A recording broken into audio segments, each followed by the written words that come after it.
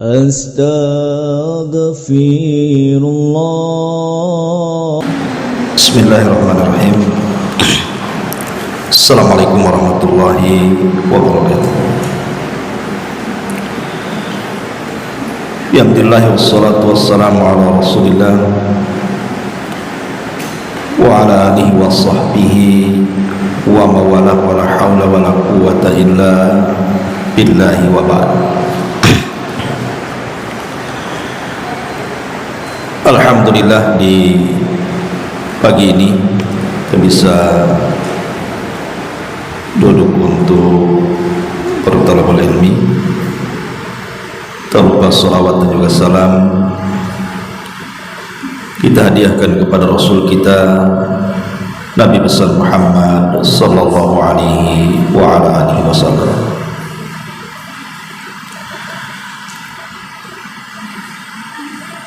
Teruskan kajian kita masih membahas tafsir singkat dari surah An-Nazi'at, dan kita masuk pada surah ke-15 dan seterusnya. A'udzubillahi minasyaitonirrajim. Bismillahirrahmanirrahim. Hal ataka hadithu Musa idh nadahu rabbuhu bil wadil muqaddas tuwa idhhab ila fir'auna innahu tagha faqul hal laka ila an tazakka wa ahdiyaka ila rabbika fatahsha fa'arahu al-ayatal kubra fakadzdzaba wa asa thumma adbara yas'a fahashara fanada faqala ana rabbukumul a'la fa'aqadahu Allahu nakala al-akhirati wal ula inna fi dzalika la ibratan liman yakhsha. Sudahkah sampai berita kepadamu wahai Muhammad tentang kisah Nabi Musa ketika Rabbnya memanggil Musa di lembah suci yang disebut lembah tua. Pergilah engkau kepada Fir'aun, sesungguhnya dia telah melampaui batas. Katakan kepadanya, adakah keinginanmu untuk membersihkan diri dari kesesatan, dan engkau akan kubimbing ke jalan Rabbmu agar engkau takut kepadanya. Lalu Musa memperlihatkan kepada Fir'aun mukjizat yang sangat besar, tapi Fir'aun mendustakan dan mendurhakai Musa. Kemudian dia berpaling seraya menantang Nabi Musa. Kemudian dia mengumpulkan pembesar-pembesarnya, lalu memanggil kaumnya dan mengatakan, akulah Tuhan kalian yang paling tinggi. Maka Allah menghukumnya dengan azab di akhirat dan juga siksa dunia. Sungguh pada yang demikian itu terdapat pelajaran bagi orang-orang yang takut kepada Allah Subhanahu wa ta'ala. Baik, di sini Allah Subhanahu wa ta'ala mengatakan, hal ataka hadithu Musa. Sudahkah sampai kepadamu wahai Muhammad tentang kisah Nabi Musa? Kisah Nabi Musa berbeda dengan kisah-kisah nabi-nabi yang lainnya, karena banyak pelajaran yang bisa kita petik dalam kisah perjalanan. Makanya kisah Nabi Musa itu dianjurkan di dalam Islam untuk dibaca seminggu sekali. Kapan itu? Di hari Jumat. Kita disuruh untuk selalu mengingat kisah Nabi Musa alaihi salatu wassalam di dalam surah Al-Kahfi. Setiap Jumat bayangkan kita dianjurkan, disunnahkan membaca surah Al-Kahfi. Kenapa? Karena dalam surat itu ada kisah Nabi Musa alaihi salam. ketika mencari ilmu kepada Nabi Khidir.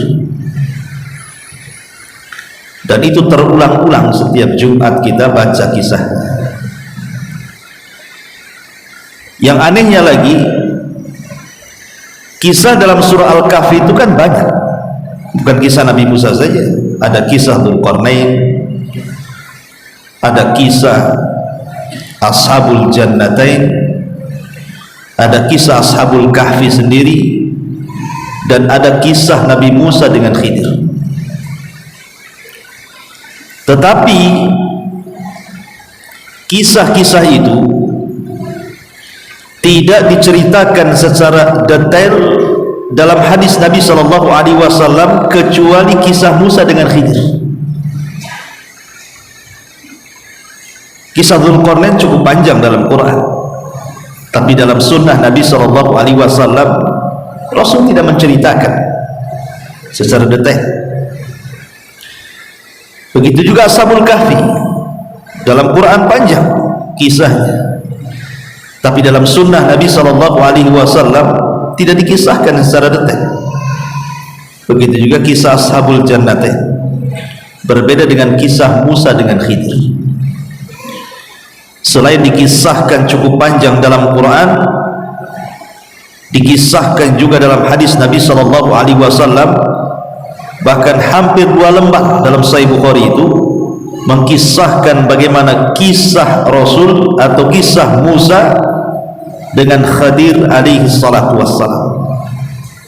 Kenapa begitu detailnya kisah Nabi Musa ini? Karena banyak pelajaran yang kita akan petik dalam kisahnya ini, dan banyak sekali kisah-kisahnya. Bahkan kalau boleh dikata bahwa Al-Quran itu menceritakan 25 Nabi dan Rasul, yang paling detail itu kisah Nabi Musa.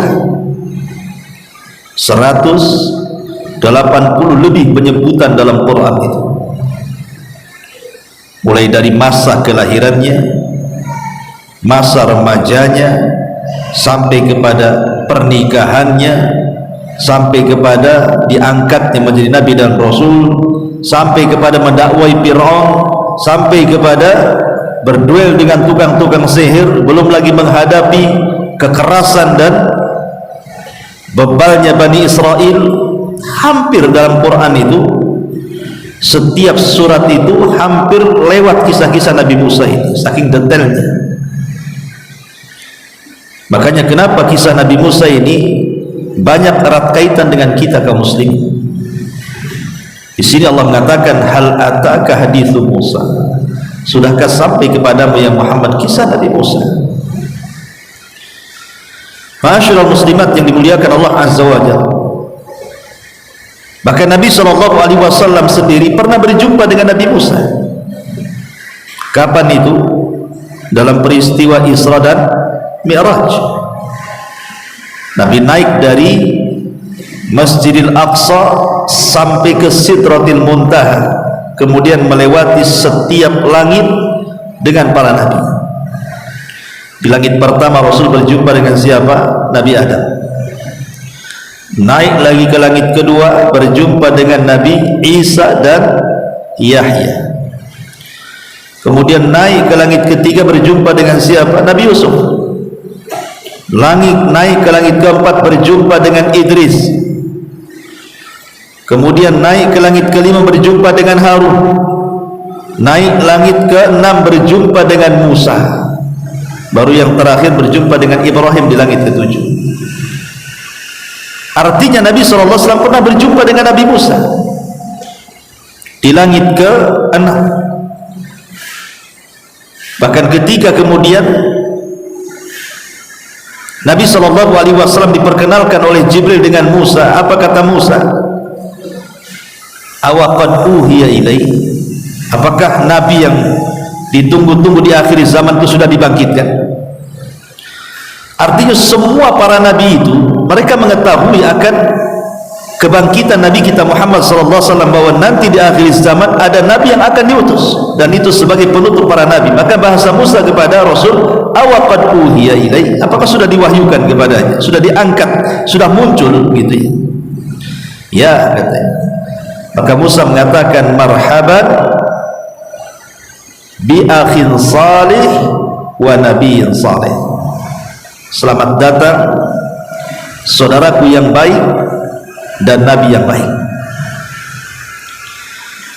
Kemudian Musa alaihi salatu wassalam tiba-tiba menangis melihat Nabi. Kemudian Rasul heran, kenapa dia melihat aku menangis? Maka Jibril kemudian memberitahu bahwa Musa berkata, ketika dia menangis, kok ada orang yang datang belakangan dan dia lebih muda dibandingkan diriku dan usianya lebih singkat dibandingkan diriku, tapi mempunyai umat lebih banyak masuk surga dibandingkan umatku. Jadi umat Nabi SAW adalah umat yang terbanyak masuk surga dibandingkan umat-umat sebelum Nabi SAW. Makanya Musa alaihissalam dikiranya dialah umat terbanyak. Seperti ketika Nabi SAW dimimpikan, kemudian dilihatnya ada sekelompok kaum yang sangat besar pada hari kiamat. Kata Nabi SAW, fadhanantu annahum ummati, kusangka itu umatku. Tapi Jibril mengatakan bukan, itu adalah Musa dan kaumnya. Baru melirik ke daerah lain, ke tempat lain, rupanya ada kaum yang jauh lebih besar dibandingkan kaum Musa. Kata Jibril, itulah umatmu yang sebelah sana. Tapi dari sekian banyak umatmu itu ada 70.000 orang yang masuk surga tanpa hisab dan adab. Lah Musa alaihissalam menangis karena nggak nyangka kok ada anak muda datang belakangan, waktu dakwanya singkat, tapi umatnya lebih banyak dibandingkan umat Musa, dan umatnya lebih banyak masuk surga dibandingkan umat Nabi Musa alaihi salatu wassalam. Itulah kenapa Musa alaihi salatu wassalam menangis. Masyarul muslimat yang dimuliakan Allah azza wa jalla, apalagi Nabi Musa alaihi salatu wassalam kan usianya jauh lebih panjang dibandingkan usia Nabi. Karena umat-umat dulu itu kita tidak meragukan usia mereka jauh lebih panjang, bukan hanya usia saja, postur-postur tubuhnya pun mereka lebih besar dan lebih tinggi kan. Adam alaihi salatu wassalam bapak kita aja 60 hasta atau 30 meter. Dan Rasul mengatakan maka umat setelahnya akan semakin pendek posturnya, semakin pendek posturnya, semakin sedikit usianya, semakin sedikit usianya, maka seperti kita rasakan tinggi kita ya segitu-gitu saja kan gitu. Dan usia umat kita juga, umat Rasul sallallahu alaihi wasallam hanya berkisar 60 sampai 70. Tapi umat dulu panjang-panjang. Bahkan ada seorang ibu menangisi putrinya yang meninggal. Kemudian ketika ditanya berapa usia putrimu, dia mengatakan 60 tahun. Jadi 60 tahun itu masih kecil zaman itu kan. Sekarang 60 tahun dan nenek-nenek lah kan. Zaman dulu kan masih anak-anak 60 tahun itu. Karena usia orang dulu kan panjang-panjang. Secara logika usia yang panjang itu kan ada kesempatan untuk berdakwah dan memperbanyak pengikut. Dan usia Nabi SAW dalam berdakwah tidak lama, hanya 23 tahun saja kan. 13 tahun di kota Mekah, 10 tahun di kota Madinah. Tapi lihat hasilnya, umat Rasul lebih banyak jauh jumlahnya dibandingkan umat Musa, dan lebih banyak yang masuk surga dibandingkan umat Musa alaihi salatu wassalam. Makanya Musa alaihi salatu wassalam menangis karena kok bisa ada umat yang datang belakangan, umatnya kok lebih banyak. Kemudian Nabi SAW Mi'raj sampai ke Sidratil Muntaha. Kemudian Allah Subhanahu wa taala mensyariatkan 50 waktu salat. Coba bayangkan Bu, kalau 50 waktu salat itu betul-betul disyariatkan kepada kita, mungkin setiap 20 menit salat, 20 menit salat, kan begitu. Kapan nih Bu istirahatnya? Lagi enak-enak tidur baru 20 menit, bangun sholat. Kalau 50 kali kan. Tetapi kemudian ketika Nabi SAW turun dan berjumpa dengan Nabi Musa kembali di langit ke-6, Musa bertanya, apa yang diperintahkan Rabbmu kepadamu? Maka Rasul mengatakan khamsina salatan, Allah merintahkan 50 kali sholat. Musa kaget dan mengatakan umatmu tidak sanggup, karena aku sudah coba kepada umatku Bani Israel yang postur dan kekuatannya jauh lebih kuat dibandingkan umatmu, mereka tidak sanggup. Sebaiknya kau minta keringanan. Maka Nabi SAW mengikuti sarannya Nabi Musa, minta keringanan kepada Allah, tetapi dipangkas 5 waktu sholat saja, jadi 45. Turun lagi berjumpa dengan Nabi Musa, berdiskusi lagi. Kata Musa, minta lagi, naik lagi, minta keringanan, umatku tidak akan sanggup. Akhirnya dipotong 5 waktu lagi jadi 40. Asih bolak-balik ke atas ke bawah, ke atas ke bawah. Setiap ke atas dipotong 5. 50, 45, 40, 35, 30, 25, 20, 15 sampai ke 10, sampai ke 5 waktu. Ketika Nabi Musa berkata, umatmu tidak akan sanggup. Bayangkan, Musa sudah mengatakan, hatta di angka 5 waktu saja Musa mengatakan umatmu tidak akan sanggup. Shadaqa Musa, benar. Musa sudah benar kata-katanya. Bayangkan 5 waktu saja banyak umat Islam yang tidak sanggup melakukannya, kan? Sekarang pertanyaan, lebih banyak yang sholat atau tidak sholat? Lebih banyak yang tidak sholat manusia. Lebih banyak ke masjid atau tidak ke masjid? Lebih banyak tidak ke masjid. Yang dalam ke masjid saja yang lebih banyak yang mengejar sop pertama atau kedua atau ketiga, ya sop paling belakang lah. Kemudian setelah lurus saf-safnya ditanya lagi, lebih banyak yang khusyuk atau tidak? Jadi sebenarnya orang-orang yang betul-betul sholat itu tidak banyak. Makanya Musa mengatakan minta lagi lah naik keringanan itu.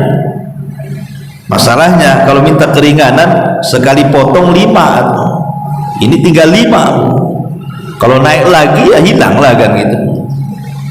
Tapi Nabi mengatakan fastahyaitu rabbi, aku malu kepada Rabbku. Sudahlah, tidak apa-apa 5 waktu saja. Dari sini kita tahu bahwa jasanya Nabi Musa kepada kita. Kalau seandainya Musa tidak menyarankan Rasul untuk meminta keringanan, habislah kita sholat 50 waktu. Kan jasanya Nabi Musa. Karena Musa mengatakan, aku loh sudah perintahkan Bani Israel, mereka gak sanggup, apalagi umatmu, gitu. Jadi bentuk kasih sayang Nabi Musa kepada kita sebenarnya. Maka di sini Allah mengatakan, hal ataka hadithu Musa, sudah sampaikah kepada wahai Muhammad tentang kisah Nabi Musa? Maka di zaman Nabi SAW, ketika Rasul setelah perang Hunain mendapatkan harta rampasan perang cukup banyak, kemudian orang-orang muhajirin dilebihkan dalam pembagian ghanimah dibandingkan orang-orang Ansar. Datang orang yang botak kepalanya, namanya Dzulhuwaisirah. Dzulhuwaisirah namanya, Hurqus, atau nama aslinya Hurqus, tapi nama kunyahnya, laqabnya Dzulhuwaisirah. Nama aslinya Hurqus Ibn Zuhair At-Tamimi. Jadi Dzulhuwaisirah ini tiba-tiba nyeletuk kepada Nabi SAW, i'dil ya Muhammad, adillah Muhammad, sebagi-bagi macam ini pula. Maka Rasul marah dan mengatakan, illam a'dil faman ya'dil, kalau aku tidak adil, kata Rasul, siapa yang lebih adil daripada aku? Kemudian hadis ini panjang. Di ujung hadis kata Nabi SAW, rahimallahu akhi Musa, laqad udhiya aksar min dzalik fasabar. Semoga Allah merahmati saudaraku Musa, dia lebih banyak ujiannya dibandingkan diriku dan dia sabar. Jadi seolah-olah ketika Allah mengatakan hal ataka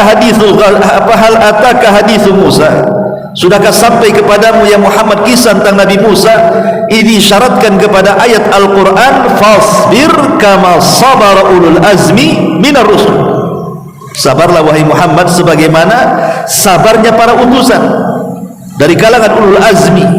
Nuh, Ibrahim, Musa, Isa, itu ulul azmi. Seolah-olah Allah ingin katakan, dengan aku menceritakan kisah-kisah orang-orang sebelummu dari kalangan para nabi, wahai Muhammad, ambillah pelajaran dari mereka. Hal ataka hadithu Musa. Karena kisah-kisah itu, kata Sufyan Ats-Tsauri rahimahullahu taala, jundun min junudillah. Kisah itu satu tentara dari tentara-tentara Allah.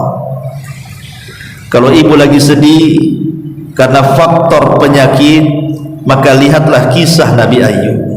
Bangkitlah semangat kita. Kalau kita mamanya dirundung banyak sekali musibah-musibah dengan kematian-kematian, maka lihat juga para nabi yang lainnya. Nabi Ayub juga sama, anak-anaknya mati semua. Kalau kita dapat tantangan dakwah di dalam berdakwah, lihat bagaimana Musa mendapatkan tantangan dari Bani Israel. Jadi kisah-kisah itu sebenarnya memberikan semangat kepada kita supaya kita bangkit. Itulah kenapa kemudian kisah ini dikisahkan kepada Rasul untuk dijadikan ibrah sendiri bagi Nabi dan bagi umat Nabi sallallahu alaihi wasallam. Bahkan satu hari Nabi sallallahu alaihi wasallam pulang dari Hunain, berangkat ke Hunain, melihat ada pohon bidara yang sangat besar sekali. Tiba-tiba para sahabat berhenti, kemudian mengatakan, ya Rasulullah, lah ya sahabat-sahabat yang berhenti itu sahabat yang baru masuk Islam, akidahnya belum kokoh, tauhidnya belum kuat. Tiba-tiba nyeletuk kepada Rasulullah, ya Rasulullah, ij'al lana dzata anwat kama lahum dzatu anwat. Rasul, bisa enggak kau buatkan pohon macam itu, katanya, seperti orang-orang musyrik punya pohon macam-macam itu. Kata Rasul, itu apa? Biar kami menggantungkan pedang-pedang kami sebelum perang, sebagaimana orang-orang musyrik menggantungkan pedang di pohon itu sebelum perang, karena sebuah keyakinan berkah, tabaruk dengan pohon bidara. Maka Rasul marahlah. Kata Rasul, Allahu Akbar, qultum kama qalat Banu Israil li Musa. Lagi-lagi Rasul menyebut Nabi Musa di sini. Ucapan kalian itu persis seperti ucapan Bani Israel kepada siapa? Kepada Musa, yang mengatakan ij'al lana ilahan kama lahum alihah. Ketika Bani Israel baru diseberangkan dari Laut Merah dan mereka melihat Fir'aun ditenggelamkan, kemudian lewat di sebuah kampung penyembah berhala. Tiba-tiba ngomong Bani Israel kepada Musa, ya Musa, jadikan berhala seperti itu, katanya. Maka Musa mengatakan, Allahu Akbar, innakum qaumun tajhalun. Kalian ini umat yang jahil, yang bodoh, udah dikasih hidayah mau sesat pula, katanya. Tapi lihat syahidnya Rasul menyebut-nyebut Nabi Musa di sini. Kan nabi-nabi itu banyak. Ya, kenapa tidak disebut Ibrahim, disebut Saleh, Syuaib? Kenapa mesti Musa? Menunjukkan bahwa kisah Nabi Musa ini ada erat kaitan dengan kita kaum muslimin. Maka mempelajari kisah Nabi Musa ini, kita akan dapatkan pelajaran yang luar biasa. Karena Nabi SAW juga banyak menceritakan tentang kisah Nabi Musa. Ma'asyiral muslimat yang dimuliakan Allah Azza wa Jalla, hal ataka hadithu Musa. Di dalam Al-Quran, kisah-kisah para nabi itu tidak semua detail dikisahkan. Bahkan ada nabi yang nggak ada kisahnya pula, namanya ada, kisahnya tak ada. Contoh Ilyasa, Zulkifli, namanya disebutkan dalam Quran, tapi kisahnya nggak ada. Ya, tidak dalam Quran, tidak pula dalam Sunnah. Sehingga akhirnya untuk mengkisahkan nabi-nabi yang tidak dikisahkan dalam Quran dan Sunnah, terpaksa rujukannya kemana? Kepada kitab Taurat, perjanjian lama, kan kisah-kisah Israiliyat jadinya. Lah, Nabi Musa, Nabi Ibrahim, Nabi Yusuf itu cukup detail tuh. Tapi ada yang kisahnya global-global saja. Syuaib, Soleh, itu kan Nabi Syuaib, Nabi Soleh kan kisahnya global saja, tidak dikisahkan detail. Tapi seperti Ibrahim cukup detail, Nabi Yusuf bahkan satu surat, ya kan, cukup detail. Tapi yang paling detail dalam Quran itu adalah kisah Nabi Musa. Tidak ada kisah para nabi yang jauh lebih detail, lengkap, dari kecil dewasa sampai tua, kecuali kisah Nabi Musa. Nah, salah satunya dalam surah An-Nazi'at ini, hal ataka hadithu Musa, sudahkah sampai kepadamu kisah Nabi Musa alaihi salatu wassalam. idznada rabbuhu bil wadil muqaddas tuwa, ketika Tuhanmu, ketika Rabbmu memanggil Nabi Musa di lembah suci, yaitu lembah tua. Di mana lembah tua ini? Ada yang mengatakan lembah tua itu di sebuah gunung namanya Sinai, atau disebut dengan Gunung Musa, dan itu terletak di semenanjung Sinai, Mesir. Jadi letaknya di Mesir. Ini satu pendapat. Pendapat yang kedua, maksudnya bukit tua itu artinya Bukit Tursina, terletak di barat daya Syam, yang kemudian orang-orang menyebutnya dengan Jabal Zaitun, Gunung Zaitun. Dan kalau itu yang dimaksud bukit tua adalah Jabal Zaitun, berarti berada di sekitar Baitul Maqdis, artinya masih wilayah Palestina, bukan di Mesir. Ya, ini pendapat yang kedua. Pendapat yang ketiga, dan di versinya orang-orang Yahudi, bahwa bukit tua itu tempat Musa berbincang dengan Allah Azza wa Jal adalah di selatan Nablus. Di selatan Nablus itu ada gunung namanya Tur, masih Palestina sebenarnya, masih daerah Palestina juga. Jadi disitulah kemudian orang-orang Yahudi menganggap bahwa disitulah Nabi Musa alaihi salatu wassalam mendapatkan wahyu, di lembah tua. Jadi di sini ada tiga pendapat. Satu, yang dimaksud lembah tua itu artinya Gunung Sinai, dan Gunung Sinai itu disebut dengan gunungnya Musa, dan itu terletak di Mesir. Yang kedua, yang dimaksud di sini bukit tua adalah Tursina, terletak di barat daya Syam. Di situ ada gunung namanya Jabal Zaitun. Kalau itu yang dimaksud, berarti Jabal Zaitun itu berada di sekitar Baitul Maqdis, masuk wilayah Palestina.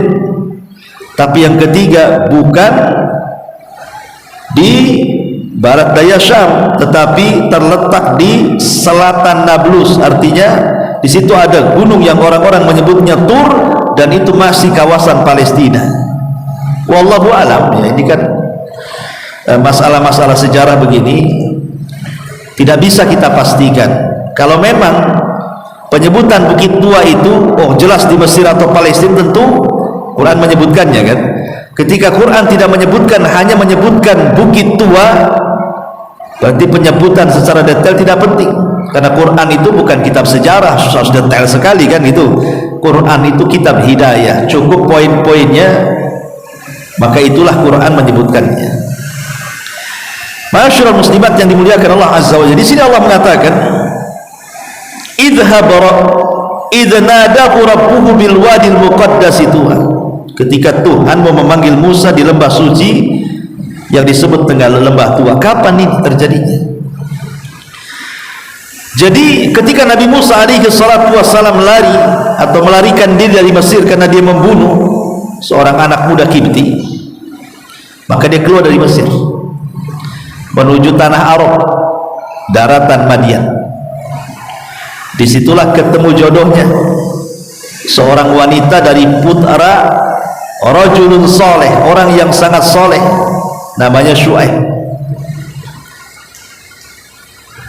Syuaib ini menjadi perselisihan ulama menurut ahli kitab. Syuaib di sini artinya nabi, ya Nabi Syuaib ma'ruf. Berarti kalau itu yang dimaksud, berarti Musa menikahi salah satu putri Nabi Syuaib. Tapi di pendapat yang kuat tidak ketemu zamannya Syuaib dengan Musa, sehingga yang dimaksud Syuaib di situ artinya hanya orang soleh saja, orang baik yang ada di Madian, kebetulan punya dua putri, lah salah satunya dinikahi Nabi Musa alaihi salatu wassalam. Setelah hampir 10 tahun kurang lebih Musa berada di Madian dan punya anak juga. Akhirnya Musa mengajak keluarganya untuk pulang ke Mesir. Dari mana? Dari Madian menuju Mesir. Lah, di pertengahan perjalanan obor Nabi Musa ini padam. Obor Nabi Musa ini padam. Kan di zaman dulu belum ada senter kan kalau berjalan di padang pasir malam-malam. Jadi kalau obornya mati, ya tidak bisa melanjutkan perjalanan, gelap, nanti nabrak sana, nabrak sini, masuk jurang, masuk bukit, kan nggak tahu kita. Makanya mereka berhenti dulu. Lah ketika berhenti itulah, maka kemudian Allah Subhanahu Wa Taala berfirman dalam surah Tohanya.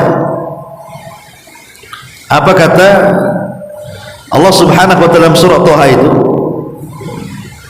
Sebaiknya engkau tunggu di sini wahai keluargaku, aku akan mencari api atau bertanya kepada orang kemana jalan pulang, tapi tidak mendapatkan apapun kecuali dia melihat sebuah pohon zaitun ada api tapi tidak membakar pohonnya. Jadi pohonnya, apinya itu ada dalam pohon itu, tapi satu ranting pohon pun tidak terbakar. Makin didekati makin gede apinya, makin didekati makin gede apinya. Tiba-tiba dikejutkan dengan suara dari balik api di pohon zaitun ini dan mengatakan, innani ana rabbuk fakhla na'laika innaka bil wadil muqaddasi tuwa. Tiba-tiba ada yang bicara. Rupanya yang bicara itu siapa? Allah Subhanahu Wa Taala. Sungguh aku adalah Tuhan, maka lepaskan kedua sandalmu karena engkau berada di lembah yang disucikan. Maka Musa melepas sandalnya, ya. Kemudian Allah Subhanahu Wa Taala mengatakan, wa ana akhtartuka fasma' lima yuha. Aku telah memilih engkau hai Musa untuk menjadi nabi dan rasul, maka dengarkan apa yang akan diwahyukan kepadamu. Innani anallah la ilaha illa ana fa'budni wa aqimis salata li dzikri. Sungguh aku adalah Allah yang tidak ada Tuhan selain daripada aku, maka sembahlah aku dan laksanakanlah salat untuk senantiasa mengingatku. Dari sini resmilah Musa didaulat menjadi seorang nabi, didaulat jadi seorang nabi dan rasul.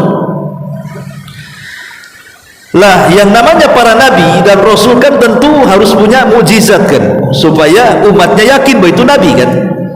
Kalau tidak mendatangkan mukjizat, banyak yang kufur jadinya. Makanya Allah Subhanahu Wa Taala hendak memberikan mukjizat kepada Nabi Musa.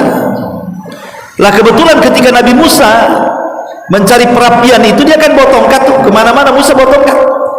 Biasanya untuk mengarahkan kambing-kambing kemana-mana bawa tongkat. Jadi Allah Subhanahu Wa Taala ingin menjadikan tongkat itu mukjizatnya. Makanya Allah mengatakan, wa ma tilka biyaminika ya Musa. Apa yang di tangan kananmu hai Musa, kata Allah. Maka Musa mengatakan, qala hiya asaya atawakkau 'alaiha wa ahassu biha 'ala ghanami wa liya fiha ma'aribu ukhra. Musa berkata, ini tongkatku, aku bertumpu padanya, aku merontokkan daun-daun dengannya, aku kasih makan kambing dengan tongkat ini, dan bagiku masih banyak manfaat tongkat ini. Maka tiba-tiba Allah mengatakan, kalau begitu alqiha ya Musa, lemparkan tongkatmu. Kemudian tiba-tiba Musa fa'alqaha fa'idha hayyatun tas'a. Ketika tongkat dilempar, tiba-tiba jadi ular dahsyat, ular besar. Musa kagetlah, bahwa tongkat jadi ular ini gimana ceritanya. Tapi Allah mengatakan, khudha wa la takhaf sanu'iduha siratahal ula.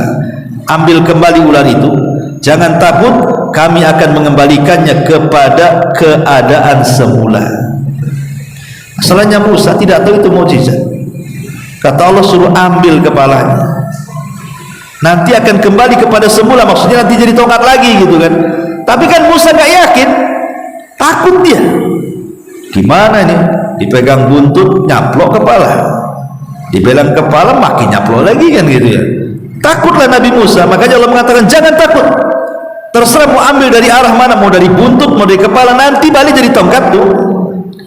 Ketika dipegang betul jadi tongkat lagi. Ini bukan sulap, bukan sihir, ini mukjizat. Ya. Cukup sampai di sini? Tidak. Allah ingin bekali mukjizat yang lainnya. Qala khudh wa la takhaf sanu'iduha siratal ula wadmam atau wadmim. Wadmum yadaka ila janahika takhruj bayda min ghairi su'i ayatan ukhra. Dan kepitlah tanganmu ke ketiak. Maksudnya begini. Nah, maksudnya begini. Masukkan itu tanganmu ke ketiakmu seperti ini. Kemudian tarik lagi. Maka tiba-tiba ketika Musa melakukan seperti itu, tangannya bercahaya. Tangannya bercahaya. Jadi Allah mengatakan, dan kepitlah tanganmu ke ketiakmu, niscaya ia keluar menjadi putih bercahaya tanpa ada cacat. Bukan berarti ada cacat di tanganmu gitu ya, sebagai mukjizat yang lain untuk. Makanya Nabi Musa kan mencari penerangan untuk jalan. Jadi Nabi Musa tidak perlu bawa obor lagi, cukup dengan tangannya saja terang semua kan itu. Kemudian Allah mengatakan, sanurika min ayatinal kubra, untuk kami perlihatkan kepadamu sebagian dari tanda-tanda kebesaran kami yang sangat luar biasa. Lah setelah Musa berdialog dengan Allah, dipertontonkan oleh Allah mukjizat yang akan dibawanya, mulailah Allah perintahkan tugas kepada Nabi Musa. Apa tugasnya? Idhab ila fir'auna innahu tagha. Pergi kau ke Fir'aun.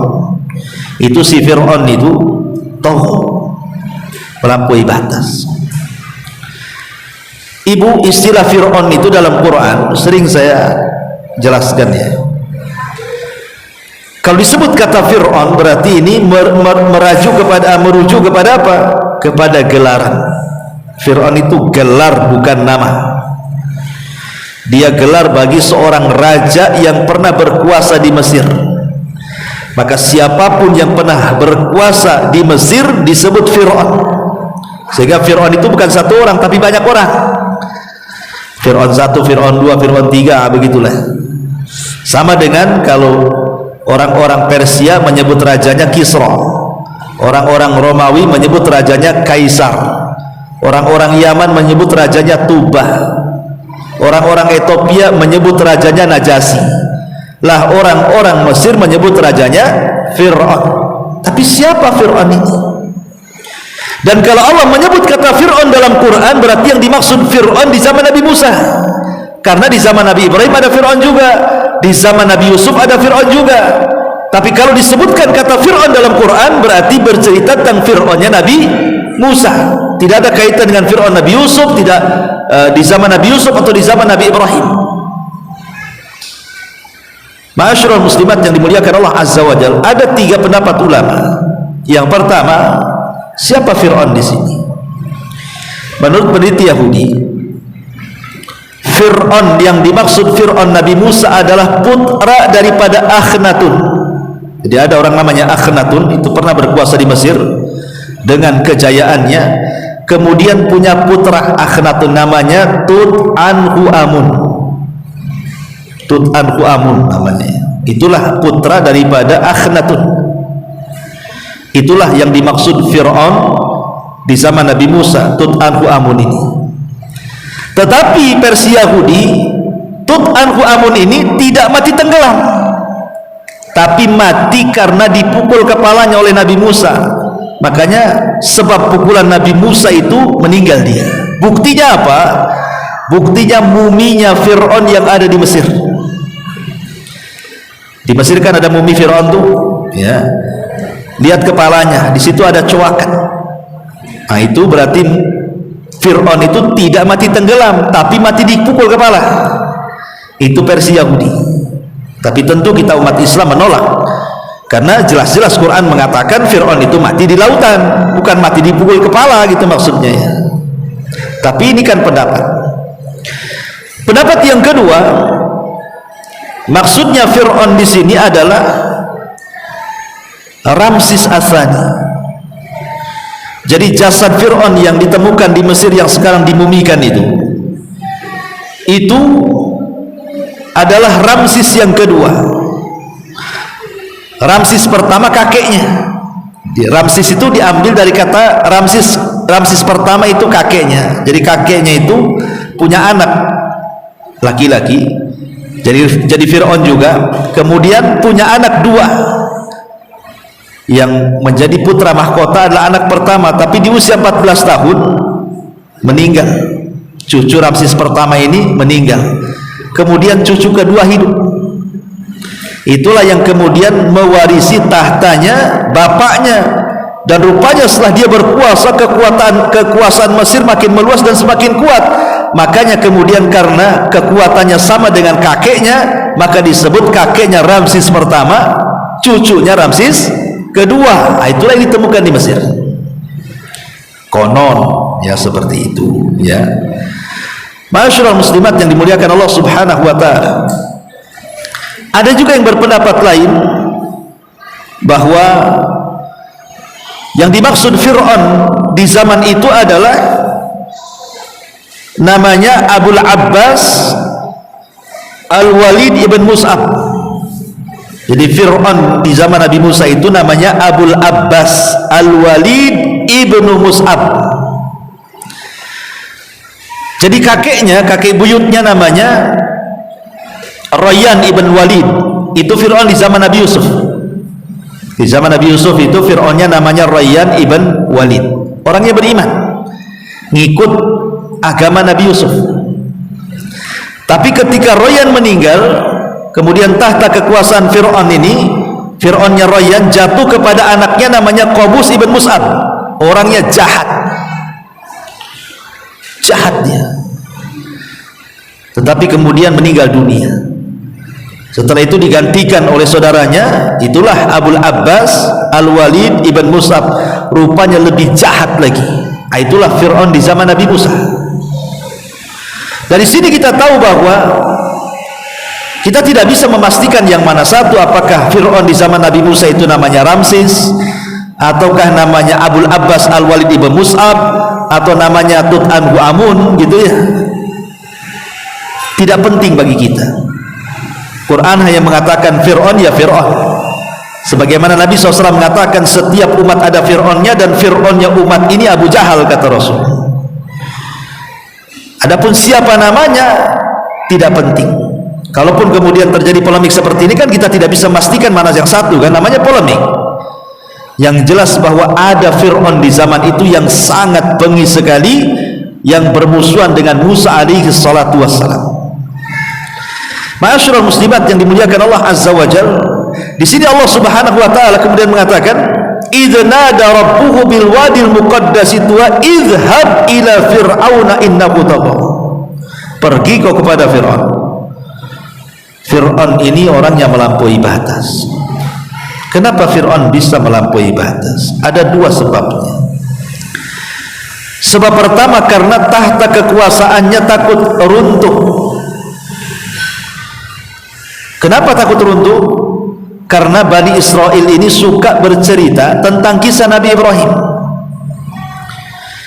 Jadi dulu Nabi Ibrahim ketika hijrah dari Babylon Irak ke Palestina, kemudian karena terjadi pacaklik, akhirnya Ibrahim hijrah lagi dari Palestina ke Mesir. Sempat tinggal di Mesir beberapa waktu. Rupanya istrinya diculik Raja Mesir, Raja Fir'aun Mesir di zaman Nabi Ibrahim. Mau dirobek kehormatannya, tapi Allah selamatkan. Akhirnya Raja pun malah memberikan hadiah berupa budak namanya Hajar. Ibrahim marah, sehingga Ibrahim kemudian berdoa kepada Allah agar nanti satu hari keturunannya ada yang bisa menggulingkan kekuasaan si Fir'aun ini. Lah, kata-kata Ibrahim ini, doa Ibrahim bahwa kelak nanti dari anak turunanku akan ada yang menggulingkan kekuasaan Fir'aun ini, terus ucapan ini ternukil dari generasi ke generasi sampai kepada Bani Israel. Kedengaran sama Fir'aun di zaman Nabi Musa. Jangan-jangan ucapan-ucapan itu benar, doanya Ibrahim itu bahwa nanti akan ada dari keturunannya yang akan menumbangkan kekuasaan Fir'aun. Dari situlah dia mulai bengis Fir'aun itu, karena takut kekuasaannya jatuh. Yang kedua, disebabkan mimpi. Di dalam mimpinya kemudian Fir'aun melihat ada api dari Palestina, kemudian merayap sampai ke Mesir, membakar semua kota dan semua negara kecuali perkampungan Bani Israel, tidak tersentuh api itu. Kemudian ketika bangun, besoknya tidur mimpi itu lagi, bangun besoknya mimpi itu lagi, berkali-kali. Akhirnya Fir'aun pun mengumpulkan penasihat spiritualnya, para dukunnya, para peramalnya. Ini apa takwil mimpiku kok berulang-ulang kayak gini nih ya. Maka kemudian mereka pun sepakat bahwa akan lahir dari Bani Israel yang akan menumbangkan kekuasaanmu. Dari dua penyebab inilah Fir'aun menjadi togoh, melampaui batas. Mulailah dia melakukan pembantaian sesuka hati, dan dia mengaku dirinya sebagai Tuhan di hadapan rakyatnya. Ana rabbukumul a'la, saya Rabb kalian yang paling tinggi. Masyaallah muslimat yang dimuliakan Allah Azza wa Jalla. Kemudian faqul halaka ila anta zakka, maka katakanlah kepada Fir'aun, adakah keinginanmu untuk membersihkan dirimu dari kesesatan? Jadi sebenarnya ketika Nabi Musa alaihi salatu wassalam hendak berangkat ke Fir'aun itu, Musa ketakutan, takut kalau dakwahnya ditolak, apalagi pernah punya kasus di Mesir kan. Jadi Musa alaihi salatu wassalam melirik abangnya. Siapa abangnya? Harun ya. Dia mulai melirik abangnya. Kenapa kemudian dilirik abangnya? Karena Harun ini berbeda dengan Musa. Dia punya kecerdasan, cara bicara yang fasih, orator,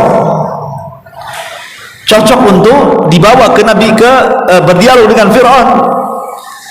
Maka dari situ kemudian Musa alaihi salatu wassalam mengatakan, waj'al li waziran min ahli, ya Rabb, jadikanlah untukku seorang pembantu dalam berdakwah dari keluargaku. Harun akhi, kalau bisa Harun saudaraku. Ushdud bihi azri, teguhkanlah kekuatanku dengan adanya Harun. Wa asyriku fi amri, jadikanlah dia teman dalam segala urusanku. Kai nusabbihaka katsira wa nadhkuruka katsira innaka kunta bina basira, dan jadikanlah dia sebagai teman dalam urusanku, agar kami banyak bertasbih kepadamu dan banyak mengingatmu, sesungguhnya engkau maha melihat dalam kondisi kami ya Rabb. Maka Allah mengatakan, qad utita su'laka ya Musa, sungguh telah kuperkenankan permintaan wahai Musa, walaqad mananna 'alaika marratan ukhra, dan sungguh kami telah memberi nikmat kepadamu pada kesempatan sebelum ini. Maka akhirnya Harun pun diangkat jadi nabi berkat permintaanmu Musa. Jadi Harun itu jadi nabi karena Musa yang minta supaya menemani dia berdakwah kan. Disitulah kemudian berangkatlah Musa dengan Harun menghadap Fir'aun. Makanya Allah Subhanahu wa taala katakan di sini, idhab ila fir'auna innahu tagha faqul hal laka ila an tazakka, maka katakanlah kepada Fir'aun, adakah keinginan untuk membersihkan dari kesesatan? Wa ahdiyaka ila rabbika fatahsya, dan engkau akan kubimbing ke jalan Rabbmu agar engkau takut kepada Rabbmu. Sebenarnya dialog Nabi Musa dengan Fir'aun ini banyak dicantumkan dalam Quran, banyak sekali ya, tapi tidak mungkin saya ceritakan karena waktu juga. Tetapi di sini Allah mengatakan fa'arahul ayatal kubra, ketika dalam sela-sela perbincangan antara Musa dengan Fir'aun, hiwar itu, perdebatan antara Musa dengan Fir'aun, akhirnya kemudian Fir'aun mengatakan, kalau engkau ngaku jadi nabi, kau ngaku jadi rasul, didatangkan Allah untuk berdakwah kepadaku. Setiap nabi dan rasul harus punya mukjizat, tampakkan mukjizatmu. Jadi Fir'aun meminta kepada Musa untuk menampakkan mukjizatnya. Maka Allah katakan fa'arahul ayatal kubra, lalu Musa memperlihatkan kepada Fir'aun mukjizat yang besar. Bayangkan, di satu istana Fir'aun sedang duduk di singgasana, kemudian para pembesarnya duduk di sekitarnya, kemudian Musa dan Harun berada di tengah-tengah. Kemudian Musa pun melemparkan tongkatnya, tiba-tiba jadi ular besar, kadang membesar, kadang mengecil, kadang berlari segit sana sini. Ketakutan orang-orang itu, Fir'aun ketakutan. Bayangkan, padahal Fir'aun itu ngaku Tuhanmu. Kok bisa Tuhan takut ular? Ya. Kan Fir'aun yang mengatakan ana rabbukumul a'la, saya Rabb kalian yang paling tinggi. Lihat ularnya Nabi Musa, takut dia. Berarti kan Tuhan abal-abal namanya ya, Tuhan gak jelas. Maka akhirnya Musa pun mengambil lagi ular yang sedang berlari sana sini, tiba-tiba jadi tongkat. Akhirnya kemudian dia kepitkan tangannya di ketiaknya, tiba-tiba bercahaya. Oh, kata Fir'aun, oh Musa ini sudah mempelajari banyak sihir rupanya. Kalau itu yang dipelajari, aku juga punya tukang-tukang sihir. Akan kuadukan tukang sihirku dengan engkau, wahai Musa. Kata Nabi Musa, silahkan. Ya. Kemudian Fir'aun malah membalik, kira-kira kapan waktunya. Musa cerdas. Musa ingin bahwa ini pertempuran antara dia dan tukang sihir Fir'aun itu disaksikan orang ramai. Akhirnya menawarkan, bagaimana kalau diadakan Yaumuz Zina, ya, hari di mana kerajaan membuat ulang tahun besar, ya, Agustusan mungkin bahasa kitanya kan, di mana semua orang cuti, keluar semua bisa nonton gitu ya. Deal or no deal? Oh, deal lah, katanya Fir'aun. Ditentukanlah waktunya Yaumuz Zina. Dan Musa juga meminta satu permintaan lagi, kalau bisa duelnya jangan malam, buat duel di waktu duha supaya manusia melihatnya. Sebenarnya Nabi Musa tahu kekuatan sihir itu menguat di malam hari. Makanya Musa mengambil titik kelemahan tukang sihir, maka diajak duel di siang hari. Karena kejahatan itu kan lebih banyak di malam hari, makanya kita disuruh berlindung dari malam hari. Min syarri ghasikin idza waqab. Karena sihir dihantar di malam hari, orang yang hasad juga di malam hari, kemudian bakteri-bakteri, penyakit-penyakit, virus-virus itu semua terbang di malam hari. Makanya kita berlindung dari malam hari. Makanya Musa cerdas, duelnya di siang hari waktu duha. Ketika betul-betul datang kemudian waktu duha itu, betul-betul duel untuk Musa dengan tukang sihir. Subhanallah, dengan izin Allah Musa mampu mengalahkan ribuan tukang sihir Fir'aun. Bahkan yang lebih hebat lagi, tukang sihirnya Fir'aun malah kemudian beriman kepada Nabi Musa, sujud semuanya. Fir'aun marahlah, tukang sihirnya malah beriman kepada Musa pula. Maka Fir'aun mengatakan, amantum qabla an adana lakum. Kurang ajar kalian beriman sebelum aku izinkan. Subhanallah, beriman saja harus minta izin si Fir'aun. Saya akan bunuh kalian kalau kalian tidak murtad. Tapi tetap mereka istiqomah. Akhirnya betul seluruh tukang sihir itu paginya berduel dengan Musa, kemudian kalah, kemudian bertobat, kemudian sujud, sorenya dibantai Fir'aun, semua mati. Kata Abdullah ibn Abbas radhiyallahu anhu, lihat tukang-tukang sihir itu, di pagi hari mereka tukang sihir yang jahat, di sore hari mereka para syuhada yang baik, ya. Tetapi melihat kenyataan seperti ini, Fir'aun pun tidak mau juga beriman. Makanya Allah mengatakan, fakadzdzaba wa asa. Fir'aun bukannya beriman, justru makin mendustakan dan makin durhaka kepada Musa. Tsumma adbara yas'a, kemudian dia berpaling seraya menentang Nabi Musa. Fahasyara fanada, maka Fir'aun pun mengumpulkan seluruh orang-orangnya. Faqala, dan dia mengatakan, ana rabbukumul a'la, saya Rabb kalian yang paling tinggi. Ana rabbukumul a'la, kata. Bayangkan, dosa mana lagi yang paling dahsyat, yang paling besar dibandingkan seorang hamba mengaku dirinya Tuhan.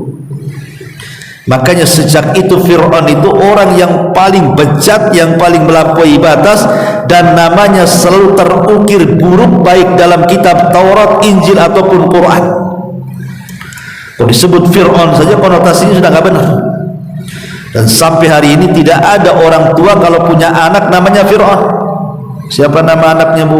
Fir'aun, Ustaz. Nggak ada. Ya. Nggak ada orang ngasih nama anaknya Fir'aun karena tahu siapa Fir'aun. Disebut Fir'aun itu hanya untuk mencela saja. Dasar Fir'aun kamu, kan itu ya. Hanya untuk mencela orang aja, karena memang Fir'aun itu begitu. Makanya Rasul ketika melakobi Abu Jahal, Fir'aun, kata Rasul, likulli ummah Fir'aun wa Fir'aunu hadhil ummah Abu Jahlin, katanya. Setiap umat punya Fir'aun, dan si Fir'aunnya umat ini Abu Jahal, kata Rasul. Melakobi orang dengan Fir'aun, kan Rasul SAW, karena ya Fir'aun memang orangnya jahat. Sebab itulah Setelah kejadian itu Fir'aun tidak berani mengganggu Nabi Musa. Ada yang mengatakan selama 40 tahun setelah kejadian duel itu, Nabi Musa fokus berdakwah di tengah-tengah Bani Israel dan tidak ada gangguan dari Fir'aun. Disitulah banyak mukjizat yang ditampakkan Nabi Musa, baik di hadapan Fir'aun ataupun di hadapan Bani Israel. Seperti apa namanya mukjizatnya? Ingat, Nabi Musa itu kan dikenal dengan 9 ayat, 9 mukjizat yang disebutkan dalam Quran itu. Pertama, batu yang memancarkan air karena dipukul tongkatnya Nabi Musa, al-hajar, batu. Kemudian yang kedua, syakul bahri, terbelahnya lautan. Kemudian yang ketiga, tongkat. Kemudian yang keempat, pacaklik yang berkepanjangan. Ketika Fir'aun semakin kurang ajar, dibuatnya pacaklik satu Mesir itu. Kemudian yang kelima, adanya tufan. Kemudian yang keenam, belalang dan kutu. Kemudian yang nomor 7, kodok dan katak di mana-mana. Kemudian yang nomor 8, air menjadi darah. Dan yang ke-9, tangan yang bercahaya. Itulah yang disebut 9 ayat, 9 mukjizat Nabi Musa. Kalau disebutkan 9 Nabi mukjizat, itulah mukjizat-mukjizat ini. Tapi subhanallah, mukjizat ditampakkan di hadapan Fir'aun dan kaum Kipti, mukjizat dihadapkan di tengah-tengah Bani Israel, tidak juga mereka beriman. Enggak beriman juga. Akhirnya Musa berinisiatif, oh tidak bisa ini, harus memindahkan Bani Israel dari tanah Mesir ke tanah perjanjian. Dari situ kemudian Musa membawa Bani Israel keluar dari Mesir. Fir'aun tahu, nggak terima. Akhirnya kemudian Fir'aun pun menyusul Bani Israel dan meniatkan untuk membantainya mereka semuanya. Akhirnya mereka pun sempat bingung karena ketika sudah mentok jalannya, di hadapannya ada lautan, di belakangnya ada Fir'aun dan pasukannya. Mereka mengatakan kepada Nabi Musa, innahum lamudrakun. Ya Musa, lihat, si Fir'aun sudah dekat dengan kita, dia melihat kita nih, bagaimana nasib kita nih? Tapi Musa mengatakan, innama iya rabbi sayahdin. Jangan takut, kebersamaan Allah itu pasti Allah nggak mungkin membiarkan kita, pasti kasih jalan nanti. Lihat keyakinan Nabi Musa, tawakalnya kuat kepada Allah. Harusnya kita seperti itu. Dalam kondisi genting, kaitkan hati dengan Allah, nanti akan dicarikan jalan keluar. Ini kan dalam kondisi genting nih, di belakang Fir'aun dan pasukannya, di depan pula lautan, nyawa mereka terancam. Ini kan genting namanya. Tapi Rasul mengajarkan tawakal yang kuat kepada Nabi Musa mengajarkan tawakal kuat kepada Bani Israel. Innama iya rabbi sayahdi. Ingat kebersamaan kita dengan Allah, Allah pasti akan carikan jalan keluar. Kenapa yakin kali Musa akan selamat? Coba, karena Musa mengingat waktu kecil, waktu Musa masih bayi, dimasukkan di kotak sama ibunya. Kalau hendak menyusui, ditariklah kotak itu dari sungai Nil, kemudian disusui, habis disusui ditaruh lagi di kotak, dihanyutkan lagi karena takut dibunuh oleh Fir'aun dan tentaranya. Allah takdirkan kotak pula itu hanyut. Kotak itu dibuat bukan dengan perhitungan, karena memang kotak itu asal-asalan dibuatnya, dan kotak asal-asalan bisa saja Musa tenggelam. Tapi Allah selamatkan Musa kecil itu yang belum ada tenaga sama sekali untuk berenang kalau tenggelam. Ini waktu kecil tidak punya tenaga, masih bayi, Allah selamatkan. Sekarang Musa jadi nabi, tidak mungkin gak Allah selamatkan. Makanya dia yakin mengatakan, tenang, kebersamaan Allah bersama kita, pasti ada jalan. Betul, Jibril turun dari langit mengarahkan Musa untuk memukulkan tongkatnya di lautan itu. Terbelah menjadi 12 jalan. Kenapa 12 jalan? Karena 12 kabilah Bani Israel, masing-masing dikasih jalan masing-masing. Ketika mereka sudah di seberang, Fir'aun pula nyusul disangka jalan pada lautan.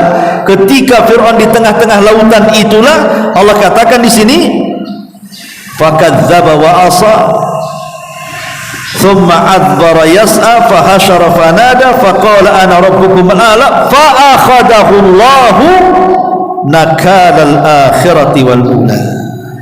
Maka Allah hukum si Fir'aun ini dengan azab baik di akhirat ataupun siksa dunia. Siksa dunia Allah tenggelamkan, fa'aghraqna, Allah tenggelamkan Fir'aun dan seluruh prajuritnya, tidak ada yang selamat. Adapun kalau memang betul yang selamat jasadnya Fir'aun itu hanya untuk sebagai bukti bahwa sejarah itu ada, walaupun tidak bisa dipastikan apakah mumi Fir'aun hari ini itu Fir'aun di zaman Nabi Musa kah atau Fir'aun di zaman setelahnya kah, wallahu a'lam. Tapi yang jelas bahwa Allah abadikan jasadnya Fir'aun untuk menjadi sebuah ayat. Makanya di sini Allah mengatakan inna fi dzalika la ibratan liman yakhsha. Sungguh pada yang demikian itu terdapat pelajaran bagi orang-orang yang takut kepada Allah Subhanahu wa taala. Wallahu a'lam bishawab. Ini diantara sekilas kisah Nabi Musa alaihi salatu wassalam dalam surah An-Nazi'at. Baik, sampai di sini kita buat tanya jawab, kalau tidak kita tutup.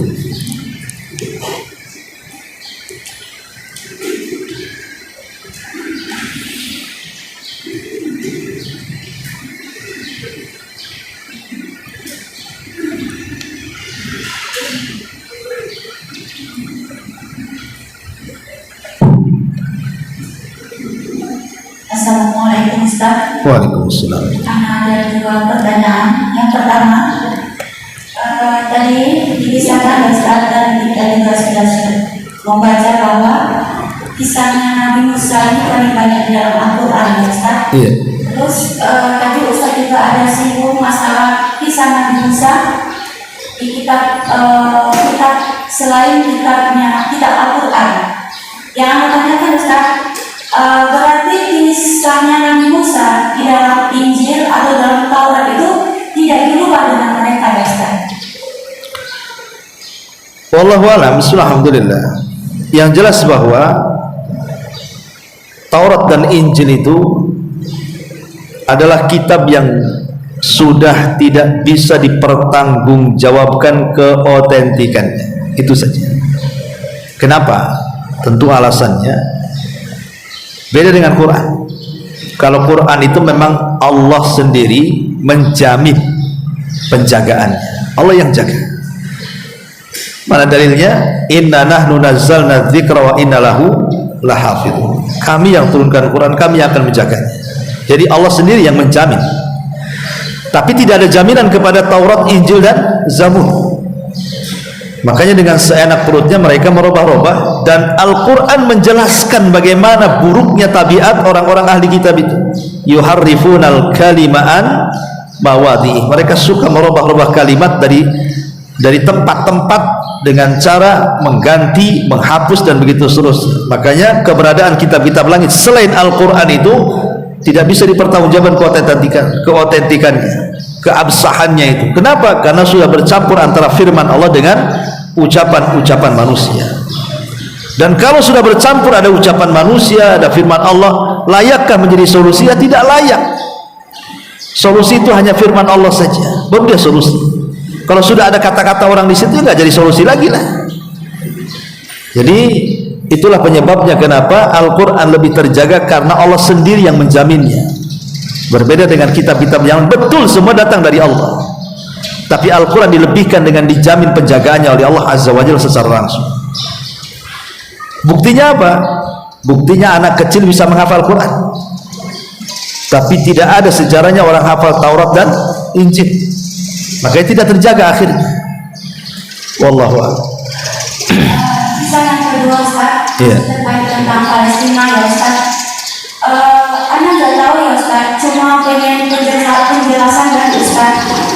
2 hari belakang ini, kisah-kisah atau foto-foto anak Palestina itu sudah berubah gambar, ya Ustaz. Berubah menjadi semangka yang banyak yang kita lihat di profil, bahkan dijadikan seperti permainan kartun makan semangka dan hal-hal yang lain, yang anak sendiri rasa tidak terima dan sedih, ya Ustaz. Kenapa kita itu mengungkapkan sesuatu itu dengan semangka akhirnya, ya Ustaz? Tapi karena anak penasaran apa sih yang dimaksud dengan semangka di sini, akhirnya ada penjelasan sedikit, karena dilarang untuk mengibarkan bendera Palestina. Itu yang pertama, apakah itu benar? Terus gimana sikap kita, ya Ustaz, sebagai orang ini yang sudah tahu bahkan menyebarkan kartun-kartun semangka itu di mana-mana, ya Ustaz? Seharusnya kan bukan itu, kita harus menyebarkan banyak doa, tapi kok malah saudara-saudara seiman kita terutama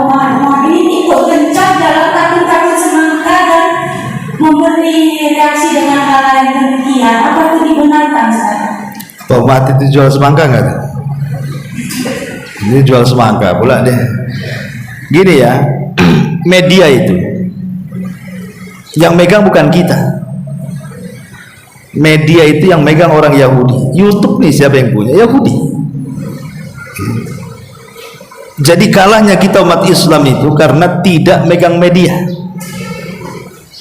Yang memegang media dunia ini, Facebook, YouTube, apa semua itu semua orang-orang bukan orang Muslim. Ada Yahudi, Nasrani semua. Sehingga mereka mudah mempropaganda sebuah keinginan, yang jelek jadi baik, yang baik jadi jelek. Kan media kan begitu. Yang hitam itu bisa jadi putih kalau sudah lewat media. Ya, dengan terus diiklankan lama-lama terpengaruh. Awalnya sih biasa-biasa saja, tapi lama-lama menonton akhirnya jadi yakin. Itulah media. Jadi masyarakat muslimat yang dimuliakan Allah Azza wa Jalla, saya nggak tahu karena ini baru dapat berita tentang semangka ini. Saya tidak tahu apakah propaganda dari orang kafir, nanti saya pelajari. Tapi yang jelas bahwa kondisi Palestina saat ini semakin hari itu kan semakin memarah, bukan semakin membaik.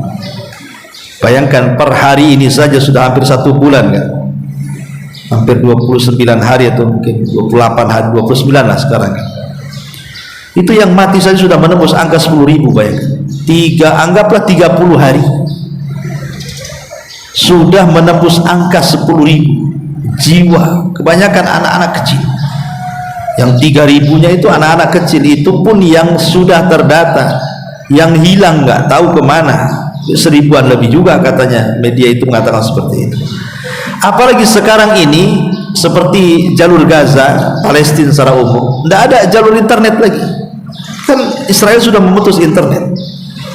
Konon katanya ada Starlink atau apa istilahnya, itu pun ya kadang mati kadang hidup karena tergantung baterai. Sehingga sekarang ini yang betul-betul memegang media tentang kondisi Israel itu cuma 2. Kalau berita tidak dari Israel, dari Amerika, cuma 2 saja. Jadi yang bisa memberitakan kondisi Palestina itu cuma 2 itu saja. Kalau nggak Israel, Amerika. Karena tidak mungkin di sana nggak ada internet, cemana mau berkomunikasi, mau nyoting-nyoting video, mau menjelaskan kondisi mereka, internet pun tak ada. Dan itu memang taktiknya orang-orang kafir barat seperti itu. Jadi seolah-olah kemudian nanti kondisi Israel yang seolah-olah dizalimi oleh Palestina, kemudian kondisi Palestina pula berita tak ada, sih diulang-ulang itu aja, gambarnya tak ada. Ya memang gimana kondisi internet tak ada.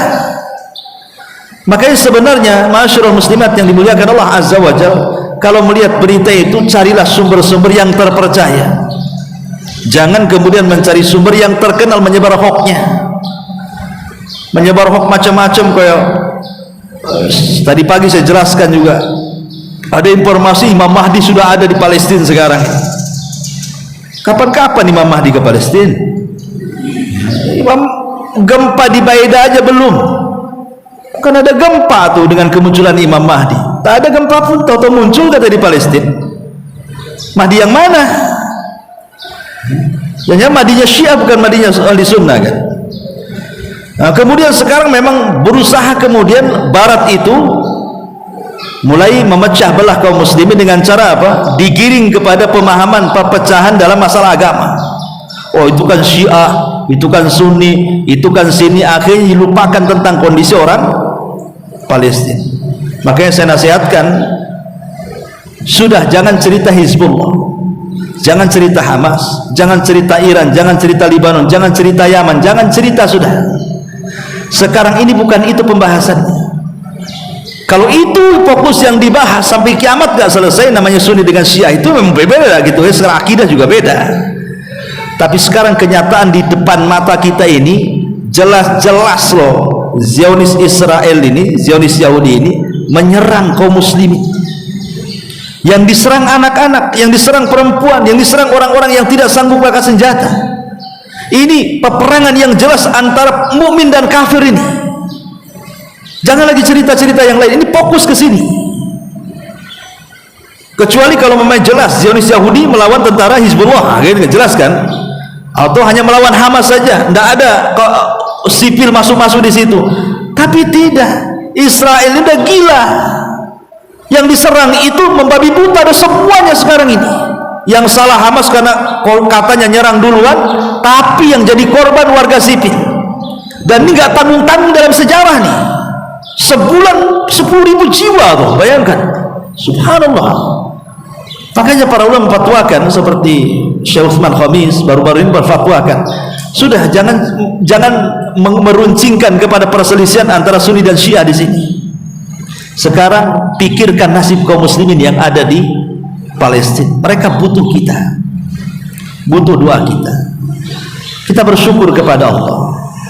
Mereka sudah menjaga Baitul Maqdis, menjaga Masjidil Aqsa yang kita tidak bisa menjaganya. Mereka yang jaga, kita ini nggak jaga di sini. Dan kalau seandainya kita jaga Masjidil Aqsa seperti mereka, saya kira kita nggak sanggup. Karena orang sana itu sudah terbiasa seperti itu, penyiksaan, pembunuhan, pengeboman dari zaman ke zaman sudah biasa. Anak-anaknya pun sudah doktrin seperti itu kan. Kalau kita hidup di sana tak was-was saja hari-hari. Makanya kita berterima kasih kepada mereka. Lah sebagai bentuk terima kasih sekarang saudara kita dibantai, kita doakan mereka. Kita doakan mereka supaya Allah berikan perlindungan, penjagaan, Allah kalahkan orang Zionis Yahudi, Allah lindungi warga Palestina, dan Allah menangkan para mujahidin di sana, dan begitu seterusnya. Nanti kalau sudah merdeka, menang, itulah urusan Hizbullah, urusan nantilah dibahas, itu ada sendiri pembahasannya para ulama yang akan bicara. Tapi bagi kita kaum muslimin, maka kita katakan bahwa mereka saudara kita dan kita saudara mereka, dan sesama saudara harus saling membantu. Innamal muslimuna ikhwatun, muslim itu bersaudara ya. Jadi lupakan soal semangka ya, sudah fokuskan doa. Kemudian kalau bisa kita kirim dana, donasi kita kepada tentu tempat-tempat yang amanah ya. Karena biasanya ada oknum tertentu mereka mengolek dana-dana Palestina, rupanya tidak sampai ke Palestina, sampai pula ke Pesak dia. Jadi cari lembaga-lembaga yang aman seperti pemerintah atau lembaga-lembaga yang Masya Allah sudah kita yakini kalau kita donasi kita sampai donasi kepada orang seperti itu. Dan sering saya katakan jangan ikut-ikut menyebar berita hoax ya. Wallahu a'lam. Ustaz, iya. Boleh sedikit Ustaz, tadi kan secara global ya Ustaz bilang jangan kita bicarakan masalah semangka ya Ustaz. Iya. Ini kan Instagramnya dilihat oleh semua umat Ustaz. Maksudnya boleh satu kedua kata untuk mengatakan bahwa umat kita itu jangan sibuk dengan kartun-kartun semangka yang seolah jadi permainan sekarang Ustaz. Jadi itu yang membuat kita sedih. Lalu dibuat semangka, tertawa makan semangka, anak-anak kartun itu jadi kok yang sudah berilmu seperti itu gitu Ustaz. Jadi mungkin nasihat dari Instagram ini umat itu bukan. Sekarang apa maksudnya dengan kartun-kartun? Apakah dengan kartun itu menyumbang kepada kaum muslimin yang ada di Palestina, atau apa maksudnya? Dan kartun-kartun ini juga, ini kan berupa film ataupun gambar, itu pun nanti jadi pembahasan sendiri itu. Kartun itu adalah hukumnya, dari segi hukum kartun itu ada sendiri ya kan.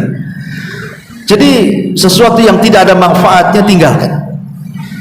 Tadi pagi saya ceritakan tentang kisah Salahuddin Al-Ayyubi. Ini penting, saya ulas lagi. Jadi Salahuddin Al-Ayyubi pernah ditanya, kenapa engkau tidak tertawa wahai Salahuddin? Maka Salahuddin Al-Ayyubi mengatakan, bagaimana mungkin aku tertawa sementara saudara-saudaraku dibantai di Palestina, di negeri kaum muslimin. Kemudian Al-Quds, Masjidil Aqsa dikuasai oleh Salabiyin, orang-orang salib, karena ketika itu yang menguasai orang Nasrani, lain kalau sekarang Yahudi. Dan aku malu kalau seandainya aku tertawa, aku malu kepada Allah ketika melihat saudara-saudara kita disakiti di sana. Artinya bagaimana Salahuddin Al-Ayyubi mengajarkan kepada kita harus lebih banyak hati ini jangan keras. ada empati kepada saudara kita. Jadi betul-betul hati kita ini lembut melihat saudara-saudara kita. Kemudian Salahuddin mendengar bahwa orang-orang Salibi ini mereka memutus perjanjian dengan umat Islam. Dengan cara apa? Menghadang jemaah-jemaah haji yang lewat, kemudian dibunuh orang-orangnya, dirampas hartanya, kemudian juga dilecehkan kehormatannya, dan begitu seterusnya. Dan dikatakan kepada para jemaah haji yang dirusak itu, yang dihadang, dirampok, dibunuh itu, kata Al-Akhnat, raja Nasrani di zaman itu mengatakan, "Qulu," katakan oleh kalian, aina bi Muhammadikum, di mana Muhammad kalian? Hal sayukhallisukum, apakah dia akan menolong kalian? Mana Muhammad kalian? Ketika mendengar kata-kata itu, Salahuddin Alawi marah. Kemudian satu malam dia bertahajud dan mengatakan, "Ya Allah, aku sudah dengar kata-kata ini. Berikan izin kepadaku, aku ingin menggantikan posisi Muhammad Rasul untuk membela umatnya." Maka keesokan harinya dikumpulkan pasukan yang besar, kemudian dikatakan kepada pasukannya, "Sudikah kalian membela Nabi kalian, membela agama kalian, membela umat kalian?" Orang-orang Salibi mengatakan, "Mana Muhammad kalian? Apakah dia akan datang menolong kalian?" Maka kita jawab, "Ya, kita sebagai wakil daripada Muhammad. Siapa di antara kalian yang ingin ikut jihad, bergabunglah." Semua pasukan bertakbir dan mengatakan, "Nahnu fida'u Muhammadin sallallahu alaihi wasallam." Kami siap menebus jiwa-jiwa kami untuk Muhammad sallallahu alaihi wasallam. Serbunya Al-Quds dalam waktu singkat-singkatnya tumbang orang Nasrani. Dan yang mengatakan, "Mana Muhammad, apakah dia datang menolong kalian?" ditangkap, dimasukkan ke dalam tendanya. Kata Salahuddin Al-Ayyubi, "Engkau yang mengatakan, mana Muhammad kalian, apakah dia akan datang menolong kalian?" Maka tiba-tiba dia mengatakan, "Iya." Langsung dihunus pedang, dipenggal kepalanya. Ya, lihat, ini satu kisah yang sebenarnya kalau kita paham, janganlah kita kemudian membuat hal-hal yang tertawa di tengah-tengah saudara kita yang menangis. Dan kartun ini kan kadang-kadang ada hal yang lucu jadi tertawa, nggak fokus apa yang dilihat di kartun itu. Lebih baik kita sholat, ambil waktu-waktu mustajab, berdoa untuk saudara kita. Dan tidak ada gunanya simbol-simbol, kartun-kartun, film-film itu tidak ada gunanya sama sekali. Bukan itu yang dibutuhkan, karena itu melalaikan. Bukan makin mengingatkan kepada saudara kita, justru dengan cara seperti itu malah melalaikan. Kadang tujuan baik belum tentu baik itu. Makanya kemudian saya nasihatkan, sudah yang jelas-jelas saja, yang jelas-jelas saja, berdoa, bantu donasi, dan juga ambil waktu-waktu yang mustajab. Wallahu a'lam. Sudah hampir 10:30. Mudah-mudahan ada manfaatnya. Ya, subhanaka bihamdika asyhadu an la ilaha illa anta astaghfiruka wa atubu ilaik.